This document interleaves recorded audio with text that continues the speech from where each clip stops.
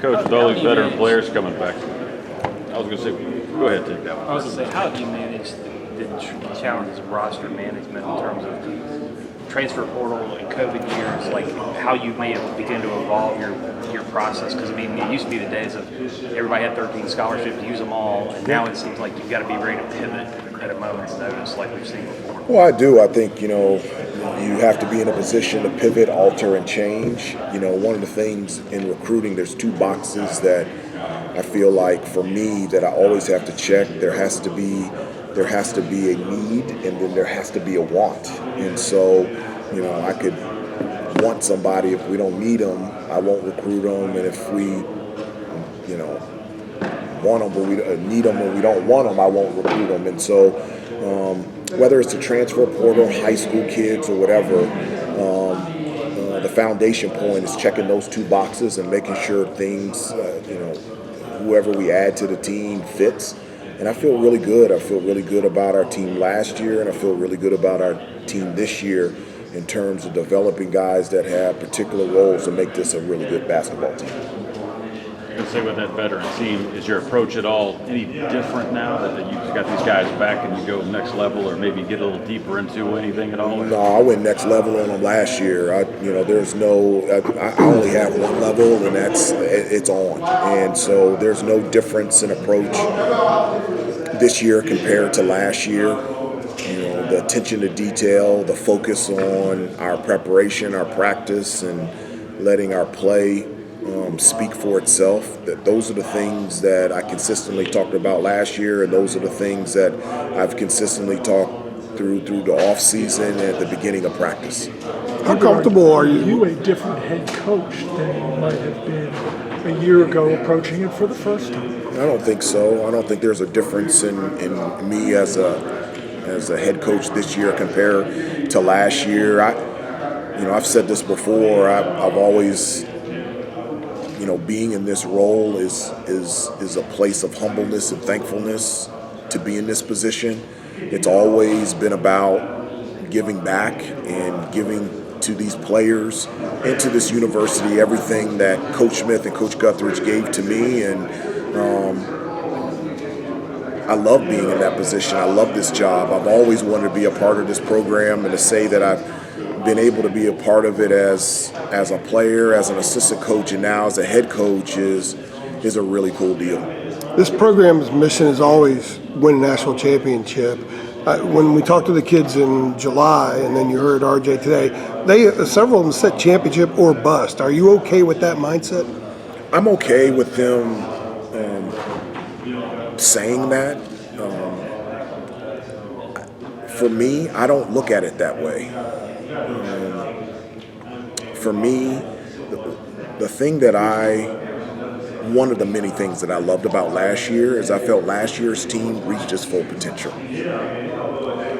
And I think everybody would say last year was a successful year. Well, last year we didn't win a national championship, but I felt like it was a very successful year. That is my determination, that is my hope this year, is that this year's team reaches its full potential.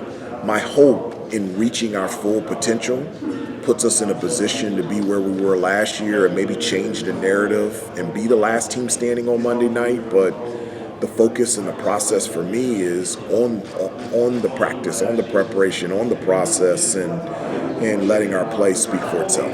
Do you like how they've approached that with you, and just with the work ethic and every element of the approach? That's fine. I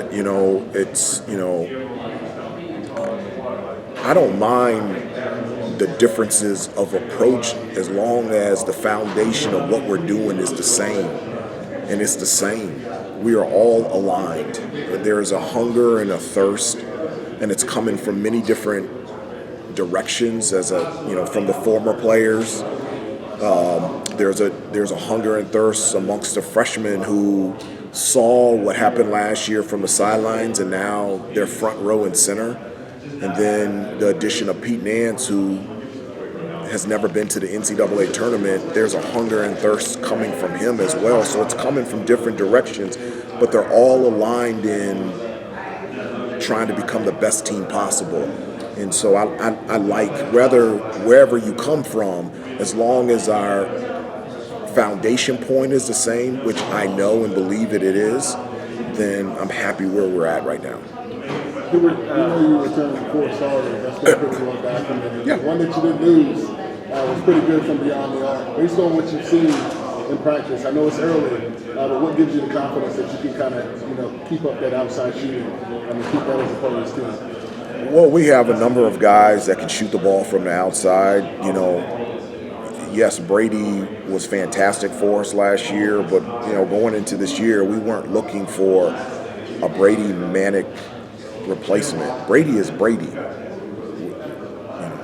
Pete is Pete. Dontrez is Dontrez. Puff is Puff. And so the reason why that we wanted and needed Pete was because of his skill set, his talent, his ability. And so it's not a situation of that would be negligent on my part to ask anybody to fill a role in which they would have to play like somebody else. I want them to be their own player, their own unique way that they bring value out there on the floor. And I like where our team is at. I like the potential that we have, and we'll see what happens this year. Hubert, how does it strike you that Duke and Louisville both made a hire similar to those guys are going to go through a similar thing that you went through, that 3 schools in this league now will have coaches, first-time head coaches who played at the school who are coaching at the school they played. Well, for me, it's and that's why I can say that it's not a job for me. It's missionary work, because it's a place that I've experienced. It's a place that I have always wanted to be a part of. I think it's also unique. Not only myself have been a player at Carolina. Every assistant has played at Carolina, with the exception of one of our wives. All of our wives had gone to Carolina as well, and so I think all the experience is shared between all of us. I think it's a big deal. It speaks to what this place is about, and you look at it differently. You don't look at it as a job, and so I would assume that everybody else feels the same as I have felt, and all of our assistant coaches feel at working at North Carolina. Kenny said that he goes to sleep at night and thinks about the responsibility he feels to that program because of just how he feels about it, and that drives him every day. Did you have that kind of experience? The drive and the determination is for the love of not just this program, but this university and this community. I just, even when I retired from the NBA, my wife and I decided to raise our 3 kids in Chapel Hill. So it's much more than just a place that we work at. It's home for us, and so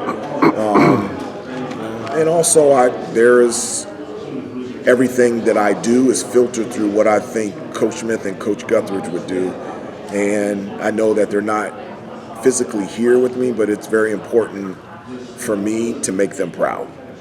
Heard you break down Armando's game on the court, but with his foray into television, any tips and pointers with him as far as acting ability goes? I think his acting is fantastic. He's somebody that is very charismatic. He loves to be in front of the camera, and it's something that he's always been interested in. And so after he has a long, unbelievable NBA career, you could see him on a sitcom or a Netflix series, and it wouldn't surprise me for Armando to be the star of the show.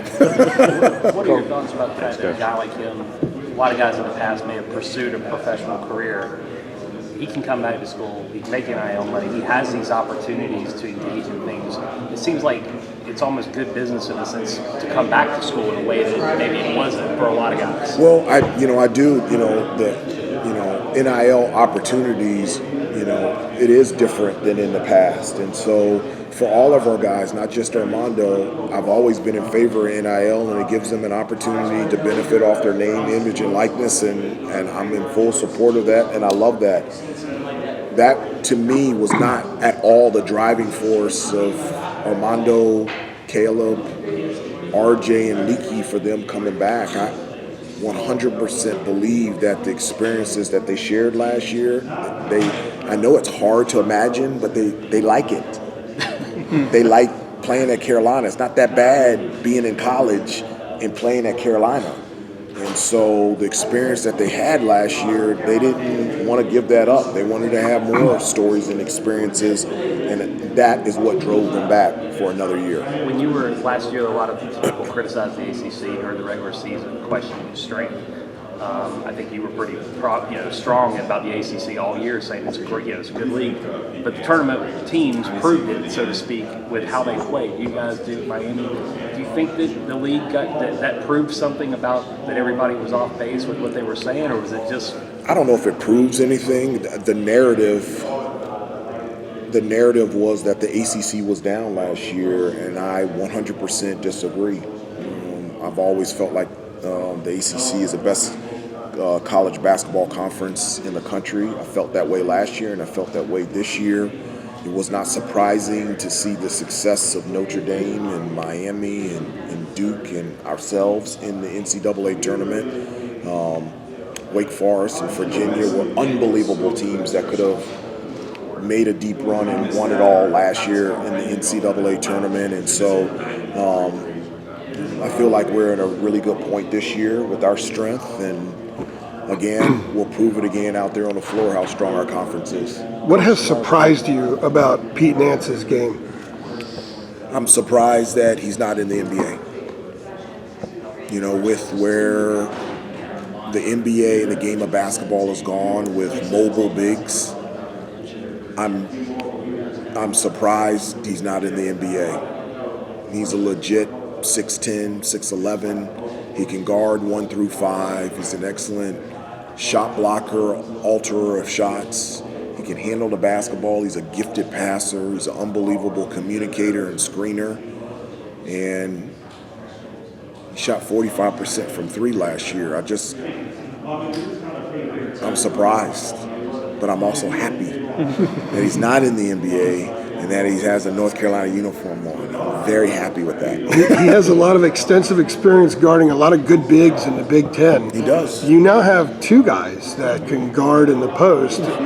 Obviously, that was one of the intriguing things, I would imagine, in bringing him on. How have you seen him as a defensive player for you? Not just, you said he can go 1 through 5, but as a guy who can really grind on the post and keep people from doing stuff. It is. We were limited with our depth, and, it showed, for example, the national championship game with Armando not being 100% and, McCormick really doing a great job posting up down low on the block, and, it's to have that depth down there, but not just Pete Nance, but Will Shaver came in the middle of the year, and having that half of year experience of getting crushed against Armando at practice every day allows him to have growth, and he's in a great spot as well, and he's somebody that does a terrific job of banging in the post, whether offensively and being physical defensively on the block. And so I feel like we have more depth in that area, and that puts us in a better position to defend down on the block. Coach K and Roy weren't just successful coaches; they were also kind of the face and the voices of the ACC. Yeah. It's kind of a void now, but your position as the coach at North Carolina puts you in a position where you can have that kind of impact. Is that something that you embrace? Is that something you want? That's not something I think about. I just had a conversation with Coach Brad Brownell. One of these events is really cool because you don't really get a chance to talk with other coaches during the game. You're trying to win, and so like in these situations, you can have 5 or 10 minutes where you're just talking. And one of the things that I told him is that the reason he asked how much did I enjoy my first year, and I told him, I said, I just love being in this position to help out the kids. Like it's just really, I want things to work out for them, and to be in a position where I can help them do that, assist do that, encourage them to do that. That to me, that's why I'm here. That's what I think about. It's about helping and serving. To be the face of the faces of the conference, that's just not something I just think about. But I mean, in your position as North Carolina coach, though, if you feel strongly about an issue, say NIL or something like that, you have a podium, you've got a soapbox to be able to make, for people to take you seriously and to listen. I mean, is that something that you've considered? That's something I haven't thought about at all. I just haven't. You know, I think about two things. I think about how to do my job and why I do this job. For this team to